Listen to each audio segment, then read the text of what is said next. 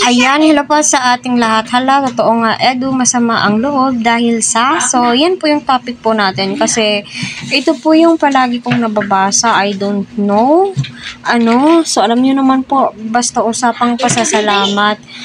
Hindi po natutumbasan ng salamat lang, salita lang.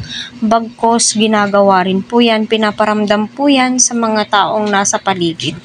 'Di ba? Para sa akin lang po kasi may iba't ibang pananaw po tayo in terms sa pasasalamat, 'di ba?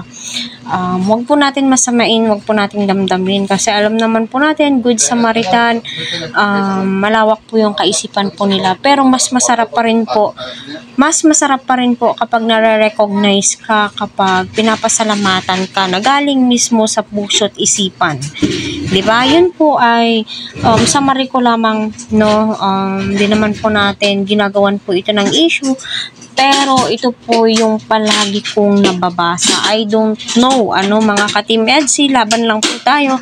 Shout out po sa inyong lahat. Sana ay nasa mabuti po kayong kalagayan. Ito po yung topic po natin, kaya patuloy po natin suportahan si Kalinga Prab, Kuya Val at ang buong team. Please wag po natin skip ang kanilang ads para sa ganun nga po ay syempre marami pa pong kababayan po natin ang kanilang malingap at ang kanilang matulungan. So, BNC, iyan pa lang may bahay ka na, kahit si Edu binigyan mo lang kahit na pasasalamat, sabing ganun kasi naputol po yung comments, pasasalamat or i-recognize mo si Eds ay napakalaking kasiyahan at galak na po yan sa puso't isipan po.